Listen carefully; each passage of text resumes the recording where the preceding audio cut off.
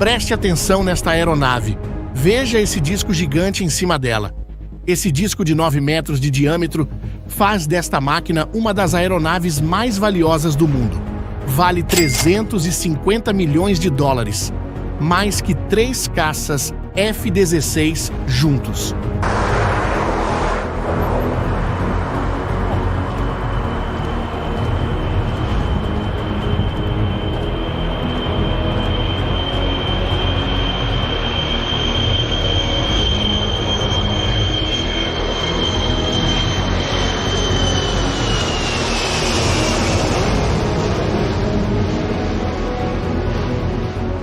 Dentro dela, 15 especialistas altamente treinados trabalham como maestros de uma orquestra invisível. Quando ela sobe aos céus, essa aeronave dos anos 80 se transforma nos olhos da Rússia.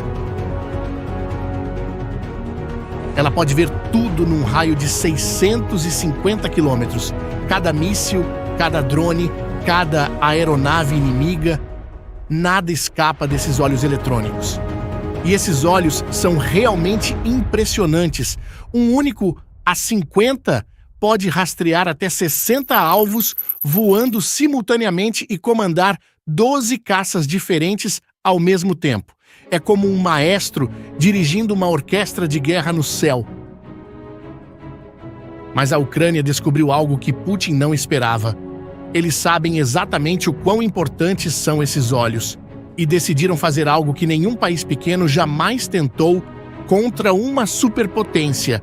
Eles decidiram cegar a Rússia. E sabe o que acontece quando você perde seus olhos numa guerra?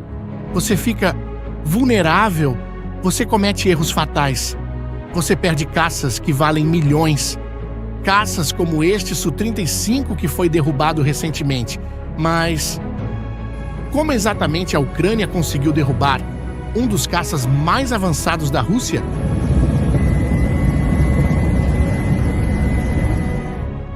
A resposta está diretamente ligada àquela aeronave com o disco gigante que você viu no início do vídeo. Aquele A-50 não é apenas uma máquina cara, ele é parte de uma história muito maior. Uma campanha silenciosa que a Ucrânia vem executando há mais de um ano. Uma operação tão inteligente que está literalmente cegando a força aérea russa. E quando você cega o inimigo, consegue abater até mesmo seus caças mais avançados. Tudo começou em fevereiro de 2023, na Bielorrússia. Um grupo de civis que se opõe ao governo local conseguiu algo que parecia impossível. Eles infiltraram drones numa base aérea militar e atacaram uma aeronave A-50 no solo. Foi o primeiro sinal de que esses gigantes dos céus não eram invencíveis. Mas a Ucrânia percebeu algo muito mais profundo naquele ataque. Eles descobriram que a Rússia tinha uma fraqueza crítica. A Rússia só tinha 16 dessas aeronaves quando a guerra começou. Apenas 16 pares de olhos eletrônicos para vigiar uma linha de frente de mais de 1.000 quilômetros. E aqui está o problema. Para manter vigilância constante sobre toda essa extensão, a Rússia precisa de pelo menos 9 dessas aeronaves operando em rotação. Uma no ar, vigiando, outra voltando para reabastecer e uma terceira em manutenção. Isso para cada setor da frente de batalha. A Ucrânia fez as contas. Se conseguissem destruir essas aeronaves uma por uma, a Rússia seria forçada a fazer escolhas impossíveis, ou proteger o norte e deixar o sul vulnerável, ou cobrir o leste e abandonar o oeste. Foi então que começou uma das campanhas militares mais meticulosas da guerra moderna. Em janeiro de 2024, a Ucrânia conseguiu seu primeiro grande sucesso. Usando um míssil Patriot fornecido pelos Estados Unidos, eles abateram um A-50 sobre o mar de Azov. E a tática usada foi genial. Em vez de manter o sistema Patriot fixo numa posição, os ucranianos criaram o que chamam de Patriot errante. Eles movem o sistema de lugar constantemente, criando emboscadas onde a Rússia menos espera. O A-50 foi pego completamente desprevenido. Mais importante que a perda financeira, ela carregava sua tripulação especializada, pessoas que levaram anos para dominar aqueles complexos sistemas de radar. E aqui está algo que a maioria das pessoas não percebe. Mesmo que Putin conseguisse construir novos A-50 amanhã, ele não teria quem os operasse. Cada especialista que morre numa dessas aeronaves representa 10 anos de treinamento perdidos. É mais fácil construir uma máquina de 300 milhões de dólares do que treinar as pessoas que sabem usá-la. Um mês depois, em fevereiro, veio o segundo golpe. Desta vez, a Ucrânia usou algo que ninguém esperava. Um antigo sistema de mísseis soviético da década de 1960, o S-200. Eles pegaram essa relíquia da Guerra Fria, modernizaram seus componentes e transformaram numa arma letal contra a tecnologia russa moderna. O resultado foi devastador. Outro A-50 destruído, 10 tripulantes mortos, incluindo 5 oficiais de alta patente. Mais uma perda irreparável para Putin. Mas a Ucrânia estava apenas aquecendo. Em junho de 2025, eles executaram algo que parece saído de um filme de espionagem. Chamaram de Operação Teia de Aranha. Durante meses, agentes ucranianos contrabandearam drones para dentro da Rússia. Não foram um ou dois, foram 117 drones de ataque. Mas o mais impressionante não foi a quantidade de drones, foi como eles funcionavam. Cada drone estava equipado com inteligência artificial, capaz de identificar e mirar nos pontos mais fracos das aeronaves. Eles usavam software de navegação autônoma que continuava funcionando mesmo se perdessem contato com os operadores. Era como ter 117 assassinos robóticos programados para uma única missão. E quer saber como eles fizeram isso? Eles construíram compartimentos secretos no teto de caminhões comerciais. Conseguiram motoristas russos que não sabiam de nada para transportar esses caminhões até depósitos próximos das principais bases aéreas russas. E então, numa única noite coordenada, os compartimentos se abriram e os drones voaram para seus alvos. O resultado foi catastrófico para a Rússia. Mais de 40 aeronaves atingidas numa só operação. Bombardeiros estratégicos que valem centenas de milhões cada um. E claro, mais 2 A-50 com seus domos de radar completamente destruídos. O dano total dessa única operação foi estimado em 7 bilhões de dólares. Lembra daqueles drones que conseguiram passar despercebidos? Pois bem, a Ucrânia pensou ainda mais à frente. Eles perceberam que atacar as aeronaves era apenas metade da estratégia. Precisavam também atacar a capacidade da Rússia de consertá-las. Existe apenas um local no mundo onde os A-50 podem ser reparados e modernizados. Uma fábrica na cidade de Taganrog, na Rússia. É como se fosse o hospital especializado dessas aeronaves. Sem essa fábrica, qualquer A-50 danificado vira sucata permanente.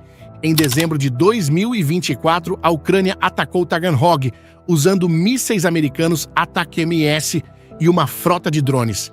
O resultado foi um incêndio massivo que praticamente destruiu a capacidade de produção e reparo.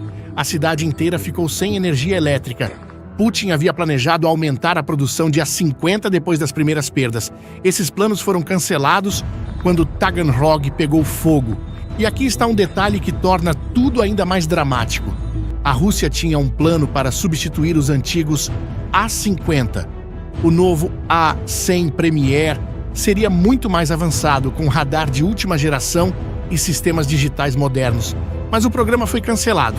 As sanções ocidentais impediram o acesso aos componentes eletrônicos necessários. E agora, Putin está preso com tecnologia dos anos 80. E é aqui que a situação fica realmente desesperadora para Putin. Hoje, segundo a inteligência ucraniana, restam entre 2 e 4 A-50 em condições de voo. Talvez apenas 2 ou 3. E com essa pequena quantidade, Putin enfrenta uma escolha impossível todos os dias. Ele pode concentrar suas aeronaves restantes numa única região, deixando todas as outras completamente cegas. Ou pode tentar cobrir tudo e ter lacunas enormes de tempo quando nenhum A-50 está no ar. E é exatamente aqui que voltamos àquele Su-35 que foi derrubado em junho. porque agora você vai entender como tudo se conecta. Esse caça valia 85 milhões de dólares. Era um dos mais modernos da Rússia, capaz de voar a mais de 2 vezes a velocidade do som.